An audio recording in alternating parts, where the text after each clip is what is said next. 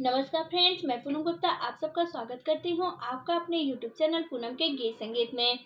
Friends, सावन का महीना है और कजरी कजरी का भी समय है और शिव भजन का भी यह समय है।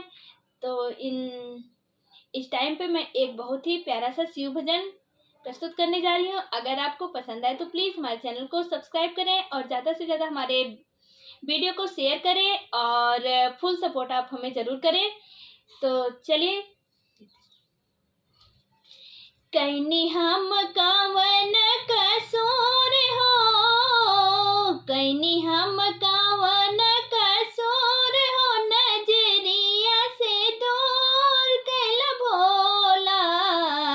कैनी हम कावन कसूर हो, नजरिया से दूर कैल भोला।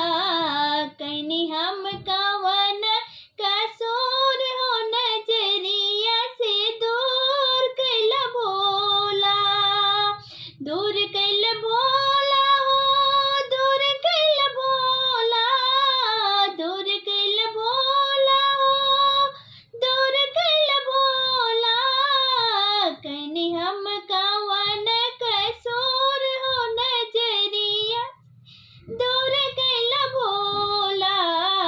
कैली हम कावन कसूर हो, नजरिया से दूर कैल भोला।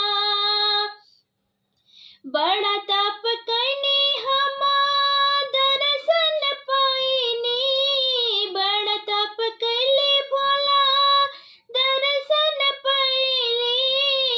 भोरे भोरे रोज बेला पतर चढ़ावली, भोरे भोरे रोज हम बेला पतर चढ़ावली। कितना चढ़ाई हम धतूर हो, कितना चढ़ाई हम धतूर हो, नजरिया से दूर कैल भोला।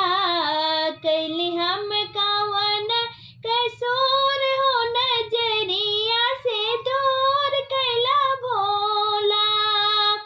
बड़ा रे जतनवा से मिलल जतनवा, बड़ा रे जतनवा से मिलल जनमवा। राख लीले शिवाय अपने हमके शरणवा, राख लिहा हमके सेवा अपने शरणवा। कुल बात राउर मंजूर हो, नजरिया से दूर कैल भोला। कुल बात राउर मंजूर हो, नजरिया से दूर कैल भोला। कैनी हम कावन कसूर हो, नजरिया से दूर कैल भोला। नहीं चाही शिव जी हमके महल अटरिया, नहीं चाही शिव जी हमके महल अटरिया।